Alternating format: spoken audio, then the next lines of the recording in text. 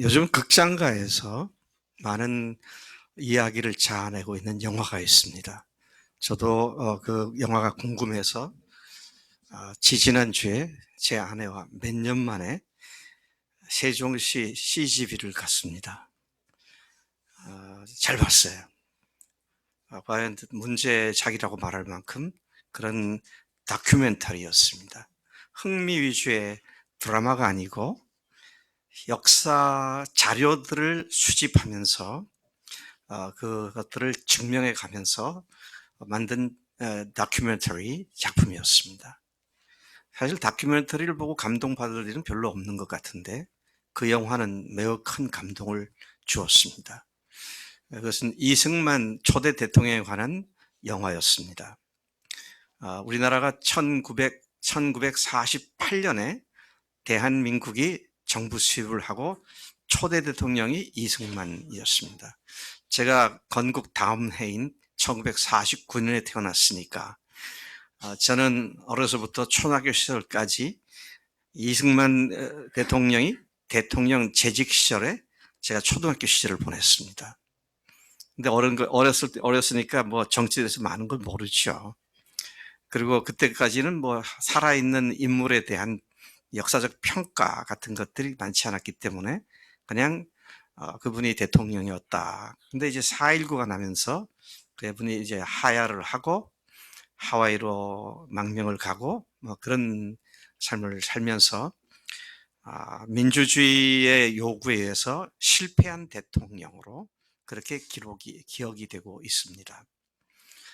그래서 그분이 뭐 업적이 뭔지 이런 건 뭐 전혀 누구도 별로 얘기 안 했고 실패한 대통령, 좌석에서 대통령 자리에서 떠밀려난 대통령 뭐 그 정도였죠. 근데 지금 화제작으로 알려져 있는 그 영화의 감독이 뭐 58살인가 그렇더라고요. 오늘 아침에도 그 뉴스가 기사가 나왔기 때문에 다시 읽어봤는데 그분이 몇 년 전에 김일성의 아이들이라는 역시 다큐멘터리 영화를 제작을 했습니다.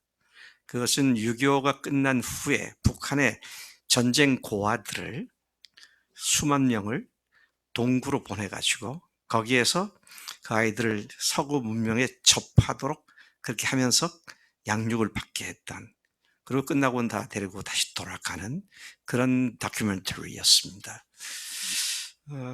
근데 그 영화도 꽤 많은 사람들이 주목을 받았었습니다.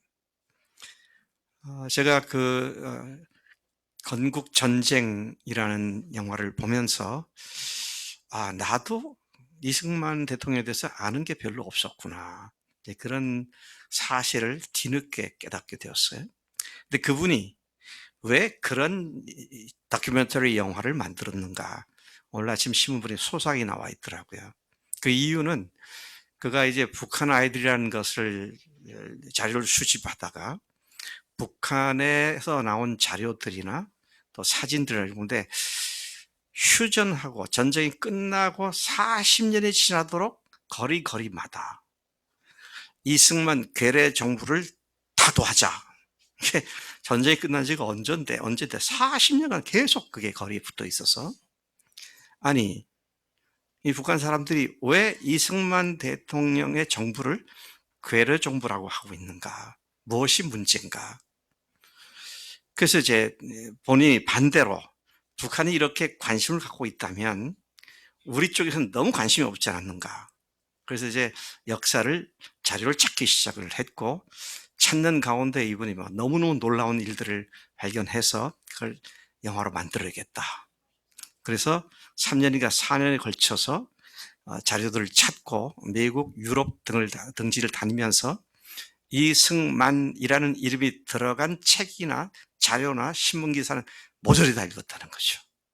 그리고 깜짝 놀란 것은 어마어마한 업적을 남겨놨는데 이것이 4.19로 완전히 묻혀버렸다는 사실을 보게 되었습니다. 그래서 제가 제 아내하고 보면서 울컥하는 마음도 있었고요. 또 그분이 무엇보다도 믿음으로, 주님을 믿는 믿음으로 나라를 독립하기를 원했고 또 나라를 세우기를 원했는데 그만의 그냥 부통령으로 나왔던 그 이기붕, 또 그때 내무장관의 최인규, 이런 사람들이 조직적으로 3.15 부정선거를 만들어서 그 책임을 다 떠안고 이제 떠나가게 되는 그런 모습을 이제 보게 되는 것이죠. 그래서 어렸을 때 별로 배운 게 없고요. 또 그 후의 세대들은 이승만 대통령에 대해서는 반민주적인 대통령이었다, 이런 것으로 계속 듣다 보니까 그분에 대해서 아주 나쁜 이미지가 있는 것이죠. 근데 그 영화 한 편이 얼마나 그런 것들을 쇄신시킬 수 있을지는 모르지만 사실을 사실로 직면하고 보면 그분이 이런 분이었어? 이런 생각을 하게 되잖아요.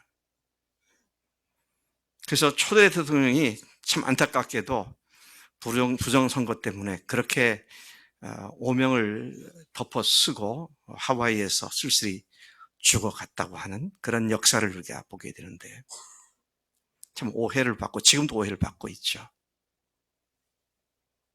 근데 이 세상 누구보다도 가장 많은 오해를 받은 사람이 예수님입니다. 하나님으로서 세상에 오셨는데 아무도 그를 하나님으로 인정하지 않았습니다. 그러니까 오해를 했으니까 함부로 막대하게 되는 것이고요.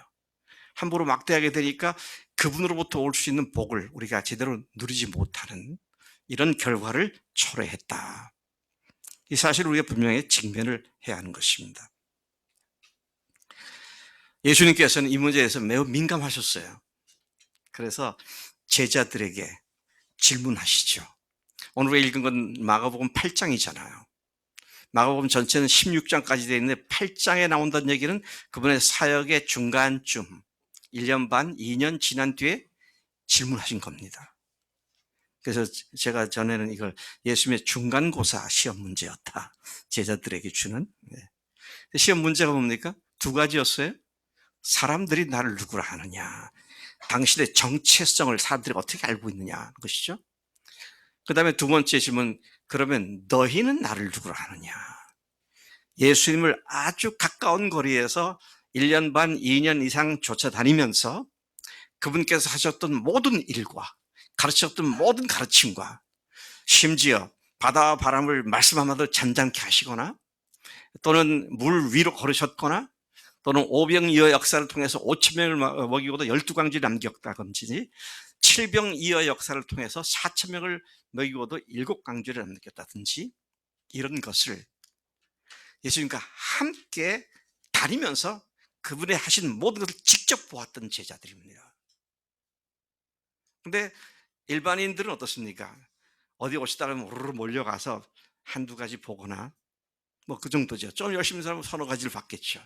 근데 제자들은 from alpha to omega, 알파부터 오메가 다 본 겁니다. 그래서 주님께서 관심이 많으셨어요. 이 모든 것을 본, 심지어 죽은 야이로의 딸을 살리신, 죽은 사람을 살리신 이 사건도 직접 목격한 제자들이 나를 누구로 이해하고 있는가, 나의 정체를 저희들이 바로 아는가, 이 지대한 관심을 갖고 있었어요. 그래서 너희는 나를 누구로 하느냐, 그렇게 물으신 것이죠. 오늘 우리가 실질적으로 생각해 보기를 원하는 것은 예수님을 어떤 분으로 누구로 아느냐가 그 다음에 내가 어떤 삶을 사느냐를 결정하게 됩니다. 사람들은 내가 누구냐, 자기 정체성에 대한 고민을 많이 하잖아요. 그런데 예수님을 발견하게 되면 예수님에 비추어져서 내가 누군지를 제대로 알게 됩니다. 그때까지는 자기가 누군지 몰라요. 왜 살아야하는지도 모르고요. 또 내 인생에 무엇을 위해 존재하는지도 전혀 알지 못한 상태에서 또 어떻게 자기가 생각하는 것 실제로 이룰 수 있는지 능력도 없는 상태에서 허공을 치듯이 이것저것을 잡으려고 애를 쓰는 그런 인생인 것을 보게 되죠. 그런데 주님을 알게 되면 그분에게 비추어진 내가 누구인지를 알게 되고 그분의 정체성이 분명해지면 내 정체성도 함께 분명해지는 그런 사실을 우리가 여기서 보게 되는데, 오늘 우리는 이 말씀 너희는 나를 누구라 하느냐, 이 말씀을 중심으로 본문 말씀을 묵상하는 가운데 주님을 제대로 알고 나를 제대로 아는, 주님의 정체성에 비추어진 내 정체성을 분명하게 다시 정리하는 복된 시간 되기를 소망합니다. 네. 핵심적인 질문은 역시 너희는 나를 누구라 하느냐라는 질문입니다. 여러분은 예수님을 누구로 알고 계세요? 이 질문에 대해서 여러분들이 어떻게 답을 하시겠어요? 예, 주님은 이런 분이십니다. 그럴 때 어떤 분?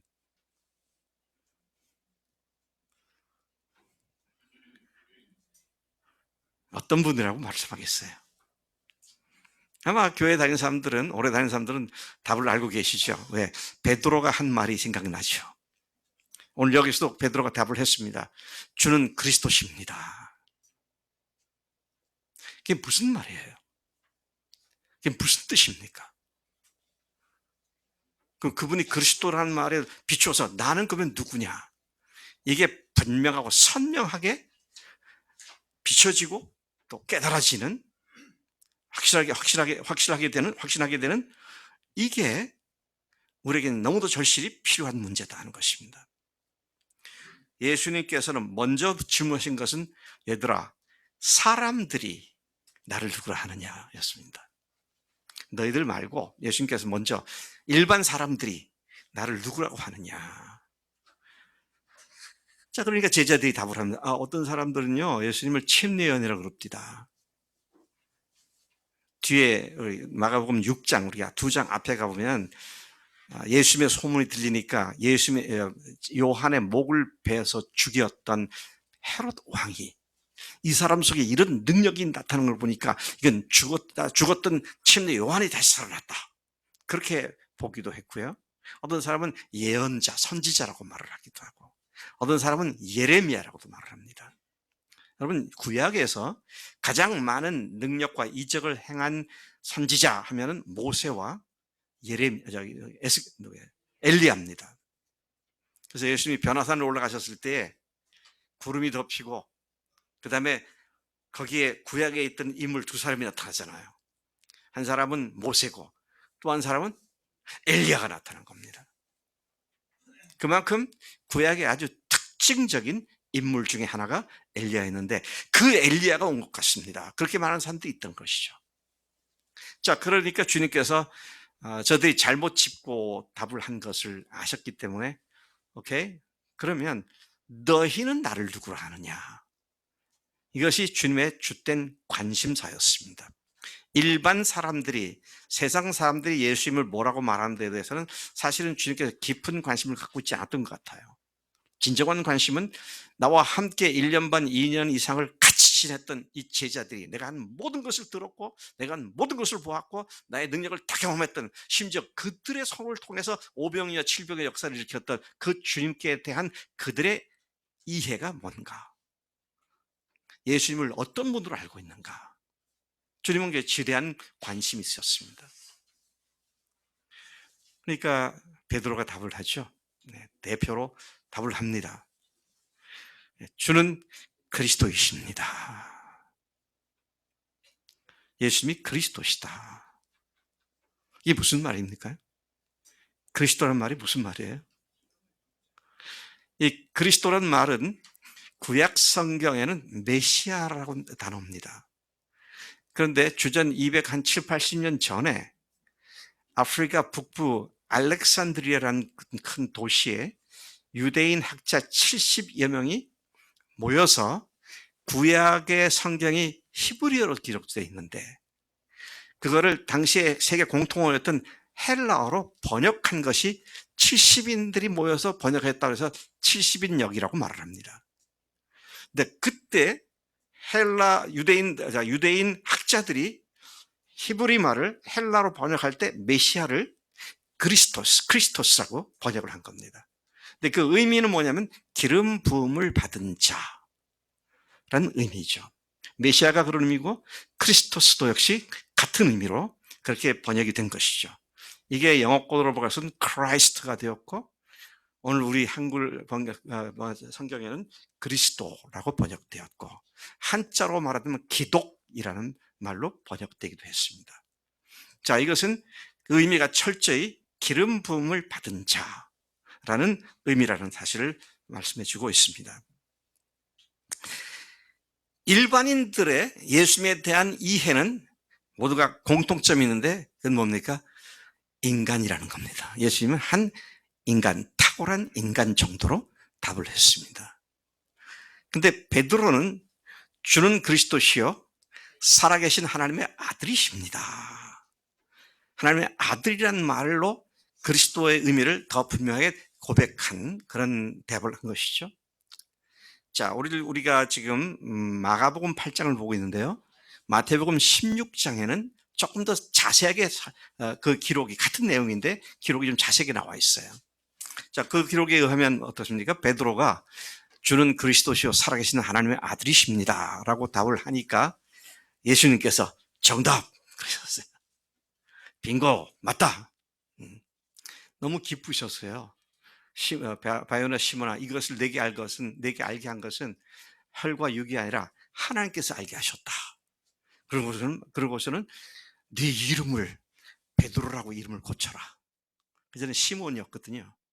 베드로라는 이름도 주셨고 또 거기다가 천국 열쇠를 내게 맡기겠다. 천국 열쇠도 주신다고 그렇게 상을 주셨습니다. 베드로가 정답을 말씀드린 거죠. 근데 그 뒤에 이어서 충격적인 얘기가 나옵니다. 그 많은 병자들을 고치시고 귀신들을 내어 쫓고 아까 말씀드린 것처럼 심지어 죽은 자를 살리시는 일을 직접 보았던 그들이 정말로 당신을 누구로 알고 있느냐고 확인하셨을 때 베드로가 그렇게 답을 한 것이죠. 주는 그리스도이십니다. 그럴 때 주님께서 그 말을 드시고 이 말을 나에 관한 이야기를 다른 사람에게 하지 말아라. 그렇게 입단속을 하시더라고요. 네, 입단속을 하셨어요.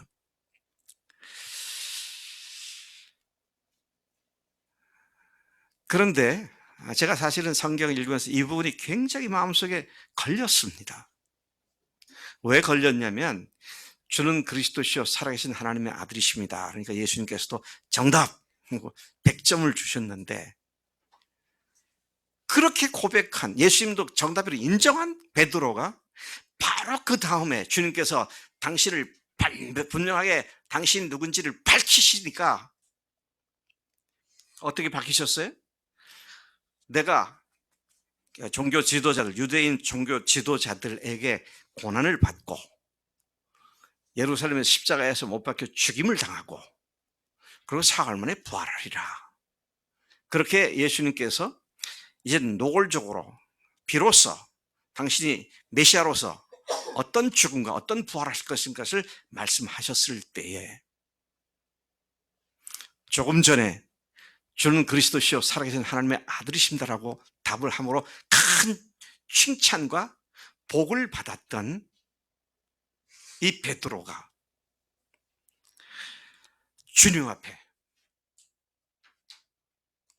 대단한 분노함이라고 할까요?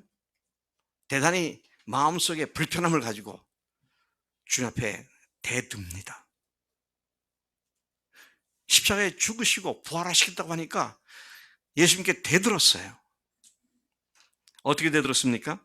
32절, 33절에 보면 베드로가 예수를 붙들고 항변했다 그랬습니다. 죽겠다 그러고 부활하겠다 그러니까 항변을 했어요. 이 말을 제가 다른 우리말 성경을 비교해 보았습니다. 다른 데는 어떻게 번역했는가? 새 번역을 보니까 베드로가 예수를 바싹 잡아당기고 그에게 항의하였다. 예수님이 딱 바짝 잡아 자기가 딱 끌고 이렇게 해가지고는요. 왜 그런 말씀하십니까? 죽은 건 아니요. 다시는 그런 말씀하지 마세요. 그런 식으로 이제 항변을 했다는 겁니다. 항의를 했다는 거예요. 또 공동 번역엔 보니까요. 이 말씀을 듣고 베드로는 예수를 붙들고 그래서는 안 된다고 펄쩍 뛰었다. 펄쩍 뛰었다고 말했습니다. 아니 지금 우리가 어떻게 모든 걸 다 버리고 예수님을 쫓아다니는데 죽다니요. 그리스도가 죽으시다니요. 이런 말도 안 되는 소리를 하십니까?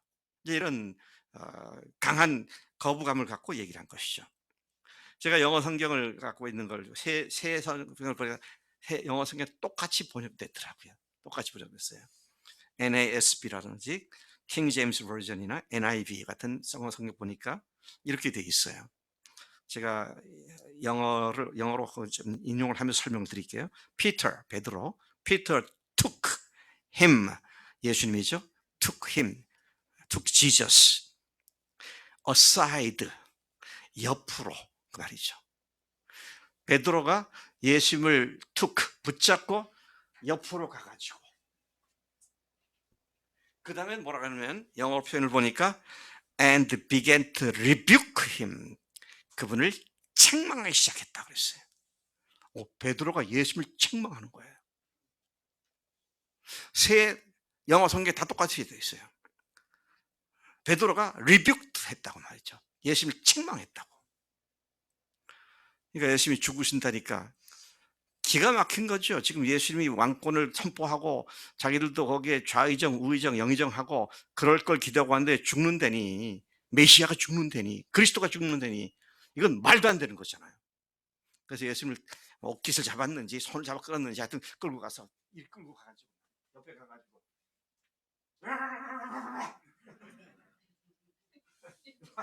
그냥 예수님 막 항변을 하고 뭡니까 예수님을 리뷰크했다 꾸짖고 말이죠.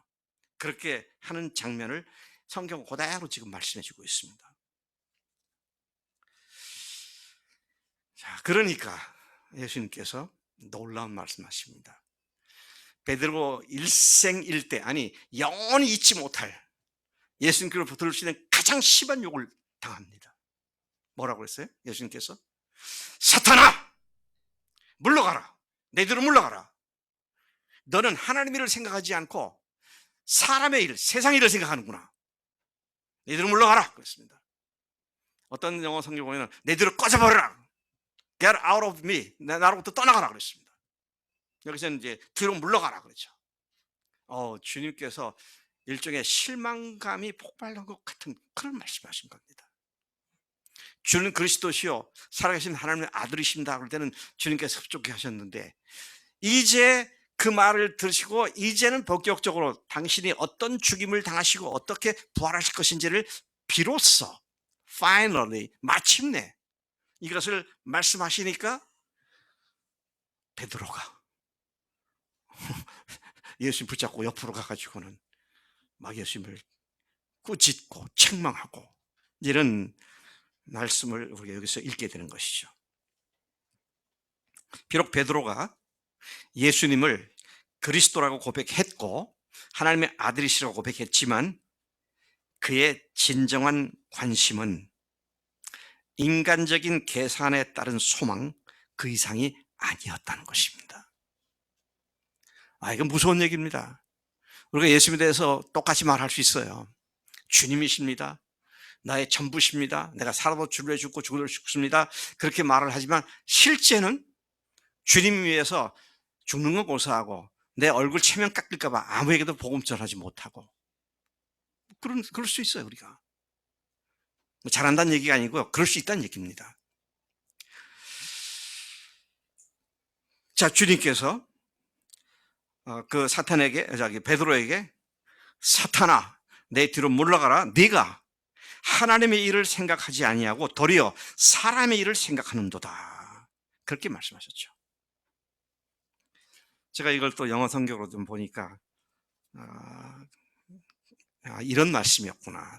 하나님의 일을 생각하지 않고 사람의 일을 생각했다, 이 말이 어떻게 돼 있는가 보니까 NASB 영어 성경에 보면 get behind me, 내 뒤로 물러가라.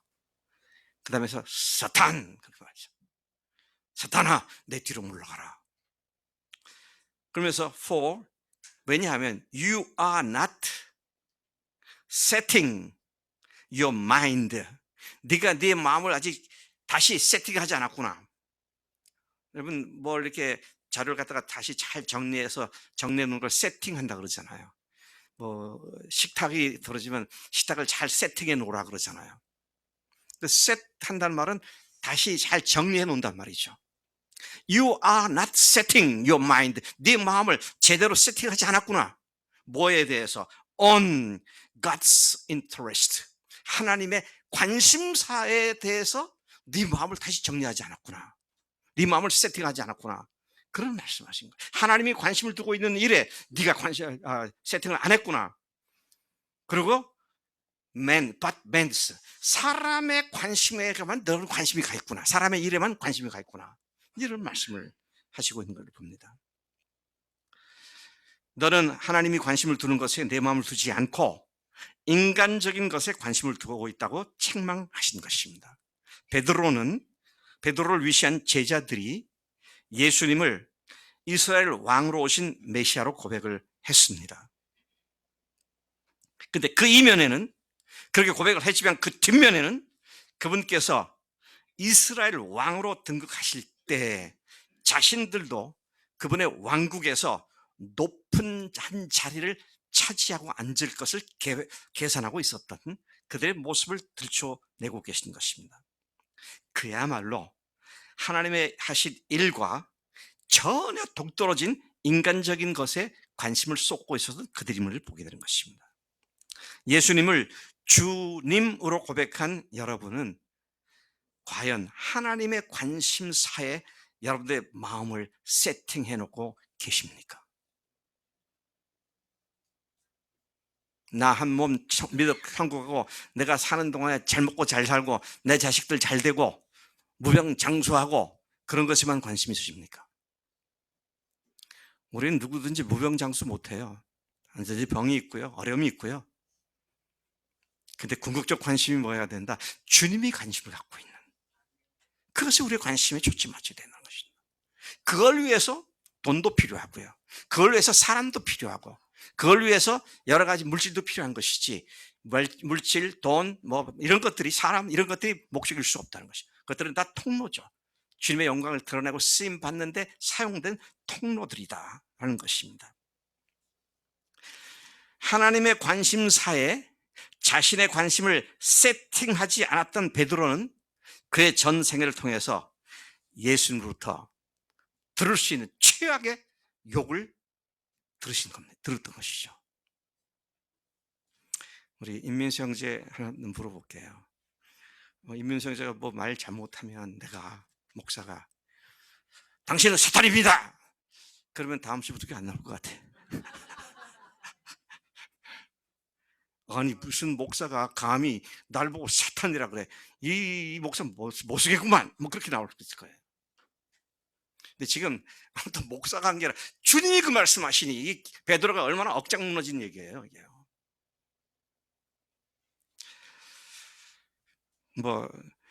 사탄의 속임을 받아서 사탄의 종도 타는 이놈아, 그래서 또 그것도 좀 죄송한 말인데 아예 그렇지 않고요. 사탄아 그랬어요. You Satan 그랬어요.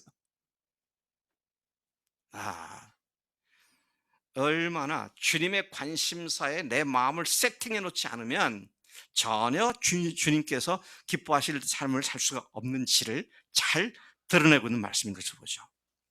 그 누구보다도 충정 어린 심정으로 주님을 사랑하고 주님을 섬긴다고 자부한 베드로, 방금 전에 주님을 그리스도라고 고백한 베드로, 그래서 주님으로부터 칭찬과 상을 받은 베드로였는데 주님은 가차없이 그를 사탄이라고, 아니 사탄 같다고 하지 않냐고 사탄아라고 그를 그렇게 꾸짖으셨다는 사실입니다. 천국에서 지옥으로 곤두박질하는 순간이었습니다. 예수님의 죽으심과 부활하심을 믿는 여러분은 주님의 관심사에 여러분의 관심사를 일치시키셨습니까? 그분의 관심사와 나는 동떨어지지 않느냐는 거예요. 우리가 지난주에도 최고의 기쁨이 뭐냐?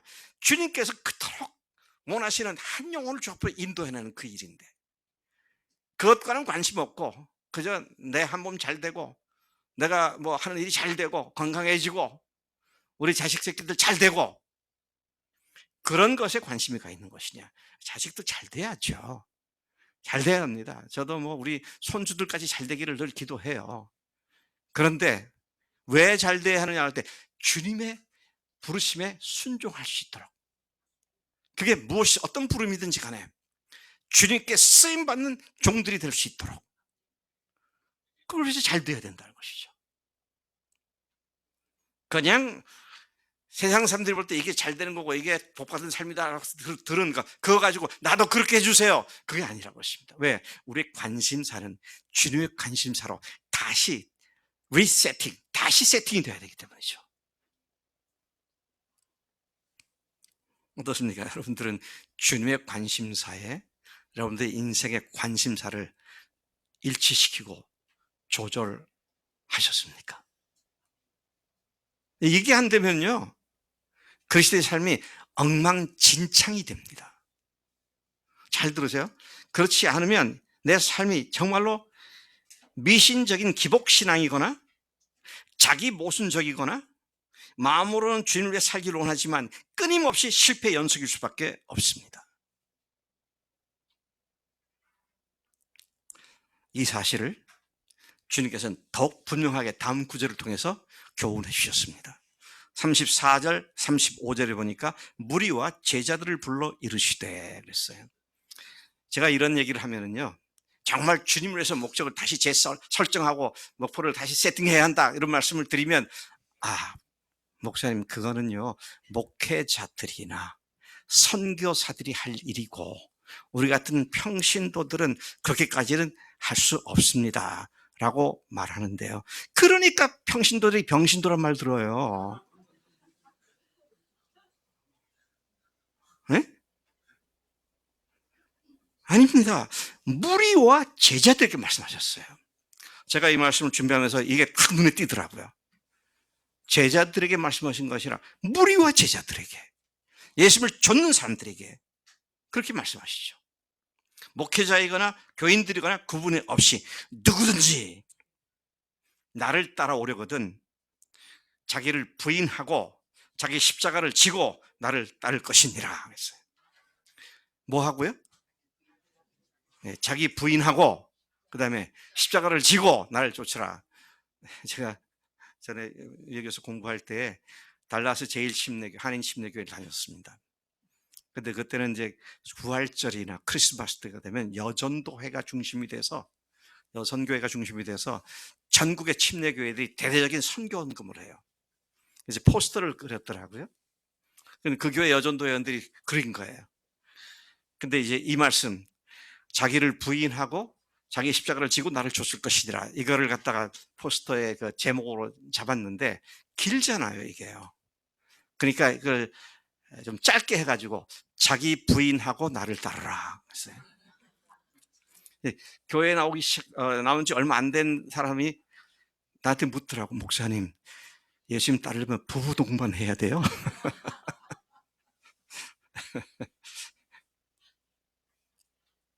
자기를 부인하고 자기 십자가를 지고 주님을 좇는다는 말이 무엇입니까? 자, 이것이 35절에 좀 더 비춰지는 말씀 주시는데, 누구든지 자기 목숨을 구원하고자 하면 잃을 것이요, 누구든지 나와 복음을 위하여 자기 목숨을 잃으면 구원하리라 했어요. 어떻게 하면 구원받는다고요? 자기 목숨 버려야 돼요. 자기 목숨 잃어야 돼요. 여러분 목숨 버리셨어요? 버리셨어요? 안 버리셨어요? 안 버렸으면 구원 못 받는다고 그랬어요. 버려야 받는다 그랬습니다.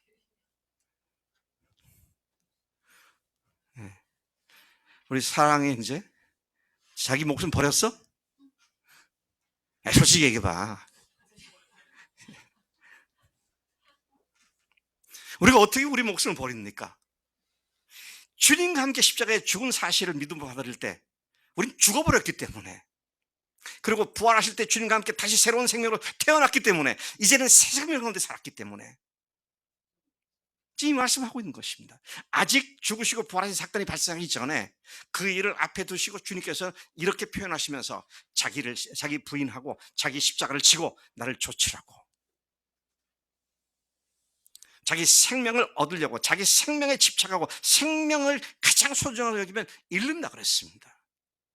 내 생명을 주님 것으로 탁 내어드리고 주님께서 알아서 할 것 믿고 내어 맡기면 얻는다 그랬어요. 자, 이런 의미에서 오늘 우리가 예수님을 주님으로 믿는다는 것은 중간지대가 없습니다. 회색지대가 없어요. 믿기도 하지만 내 것도 아직 갖고 있고 양쪽을 양수 겹장 이런 거 없어요. 제가 그랬잖아요. 도 아니면 뭐라고. 네. 근데 사람들은 속아요. 마귀한테. 어떻게 내 거 다 포기하면 그럼 내 인생은 뭐냐. 이렇게 되잖아요. 뭐긴 뭐예요. 주님 거죠. 여러분들이 여러분 인생 책임질 수 있습니까? 못해요. 늘 제가 얘기하지만 5분 10분에 무슨 일이 될지 몰라요. 우리는. 아무리 주님 앞에서 내가 이렇게 살아야겠구나 결심해도 예배당 문 밖에 나가면 다 잊어버려요. 그게 우리 인간입니다. 근데 아예 내가 죽은 자구나 이 사실 주님 앞에 고백하고 주님과 함께 새로운 생명 가운데 사는 자가 되었구나 이렇게 딱 마음을 갖다가 마인드 세팅을 딱 해놓고 그분이 관심 갖는 것이 내 마음을 딱 셋업 해놓으면 주님께서 우리 속에서 그런 일을 하게 하실 줄로 믿습니다. 제가 제 아내하고 50년 전에 결혼했거든요. 네. 지난번에 우리 또 목자들이 또 이렇게 귀한 또 선물도 줘서 너무 감사했습니다. 네. 근데 50년 동안 제가 제 아내를 위하여 10년 전보다는 20년째, 20년보다 30년째, 30년보다 40년째, 그리고 50년째 이르고 나니까 제가 제 아내를 위해서 기꺼이 목숨을 바꿀 수 있는 자가 비로소 되었다. 그렇습니까? 모르시는가 보네. 저는 결혼할 때부터 그렇게 딱 마인드를 세팅해 놨어요. 제 아내를 위해서 내가 목숨을 버리는 자. 여러분 결혼할 때 주례자에 의해서 결혼 서약하잖아요. 그때 그런 서약 안 했습니까? 지금 안 한 사람들 참 그런 것도 우리 쳐다보면서 검은 머리 팥불이 되도록 옛날에 그 말 많이 했잖아요. 예수님을 주님으로 모시는 순간 내 삶은 더 이상 내 것이 아니고 주님의 것이 되었기 때문에 그분이 전지전능 하신 하나님이시기 때문에 가장 안전한 담보를 하고 주님께 맡긴 우리 생각이 된 줄로 믿습니다. 그러면은 정말 그 일을 그렇게 사는 일을 잘 살 수 있도록 교회에 붙어가지고요. 다른 형제자매들과 교제하고 예배에서 말씀을 배우고 계속 그렇게 할 때 격려가 되어져 가지고요. 나한테도 이런 일이 이루어지는구나. 되어지는구나. 그거 아니고요. 혼자 알아서 자기가 한다고 하는 건 말짝 거짓말입니다. 못해요, 우리 인간이. 어떤 사람은 의지가 굳어서 하겠죠. 근데 그 의지가 굳어서 하는 건 주님이 하시는 거 아니에요. 자기가 하는 거지. 주님과 관계없을 수 있어요. 정말 그분께 완전히 내어 맡기고 나와 세상은 간 곳 없고 구속한 주만 보이는 그런 삶을 살게 될 때 그리스도의 삶은 매우 기쁘고 즐겁고 감격하는 그런 삶이 되는 줄로 믿습니다. 옛사람은 죽었습니다. 우리는 새로운 사람으로 태어났습니다. 언제 그렇게 됐어요? 예수님을 주인으로 모실 때 어마어마한 변화가 일어났는데 내가 주인 돼 살았던 옛사람은 죽었다 하는 것이죠. 그리고 주님과 함께 부활하신 주님과 함께 내가 그분과 함께 다시 살아나서 새로운 피조물로 태어나가지고 삶의 목적 자체가 완전히 그분께로 세팅되어진 그런 새로운 존재로 출발한 것이 우리 믿음의 사람들의 삶인 줄로 믿습니다. 언제 이런 일이 일어났다고요?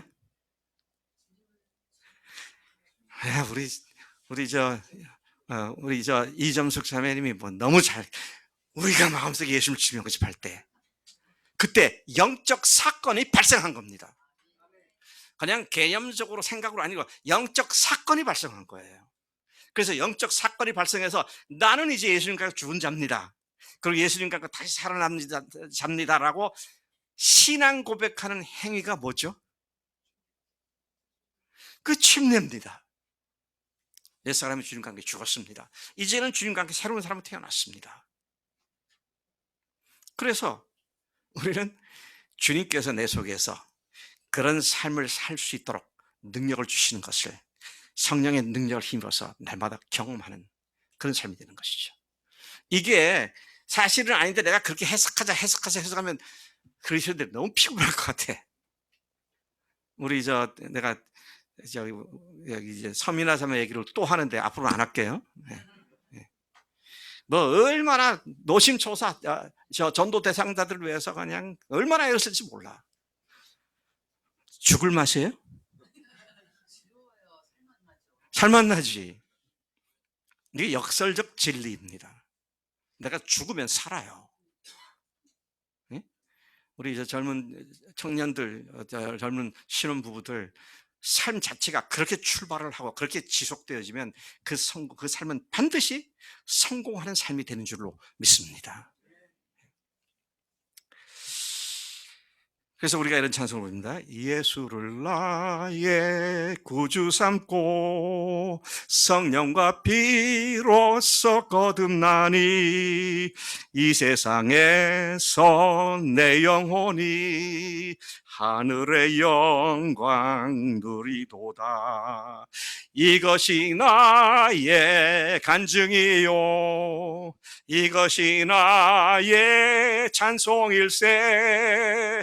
나 사는 동안 끊임없이 구주를 찬송하리로다. 그냥 터져나오는 감사의 기쁨의 찬송. 이것이 그리스도의 정상적인 그리스도의 삶이다 하는 것입니다.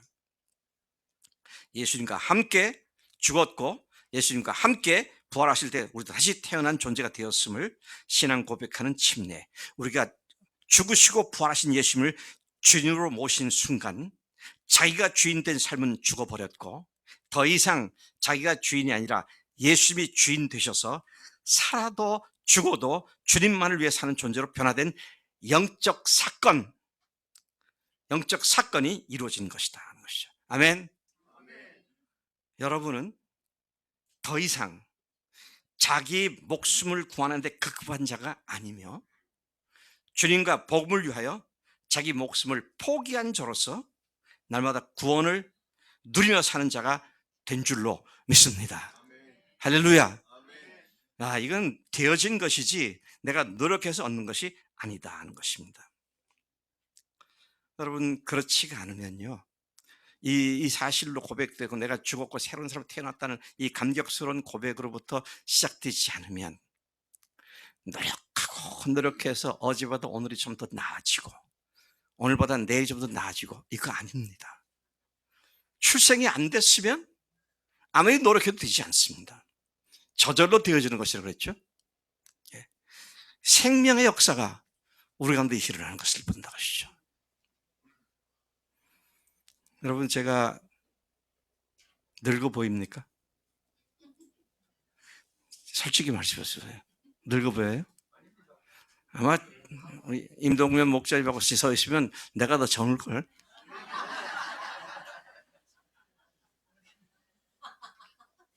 또 이상한 거는요. 이상한 거는 주님의 말씀을 전하고 믿음의 형제들하고 교제하는 시간을 가지면 가질수록 아이고 피곤하다 다리가 후들후들 떨린다 그런 마음이 아니고요 힘이 싹 솟아나요.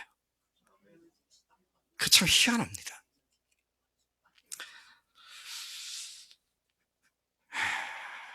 여기 주님께서 음란하고 죄 많은 세상에서 살아가면서 주님과 주의 말씀을 부끄러워하면 주님께서 재림하실 때 그 사람을 부끄러워할 것이라고 경고하셨습니다.